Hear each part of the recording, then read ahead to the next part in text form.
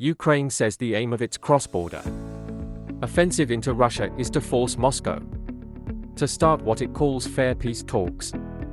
A senior advisor to President Zelensky also claimed there are no plans to occupy the hundreds of square kilometers it's captured already, although it has set up a military office inside Russia on the 11th day of its incursion into Russian territory, because advances have started to slow from Ukraine's northern Sumy region. Our Ukraine correspondent, James Water Music, reports it was an attack which surprised just about everyone apart from the Ukrainian paratroopers who've released this footage, complete with dramatic music and muscular Western armor from when they first overwhelmed a Russian border crossing after a blistering land grab in the KK region. Ukraine's gains are starting to slow. Russia is diverting resources like these artillery units to stem the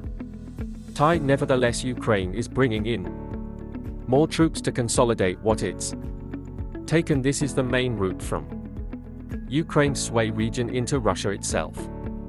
You have to imagine it as an artery, and as advances start to slow, the question becomes what next. Who took this territory with relative ease, with the element of surprise and elite forces, but keeping hold of it as Russia turns its head and redeploys thousands of troops? Well, that will be very different. They are signed up to defend Ukraine with the full-scale invasion. No one likes war. We want to finish it. I'm not keen to fight, but for our Ukraine, for our people, will stand till the end, and has just returned from Russian soil and has noticed a difference in progress.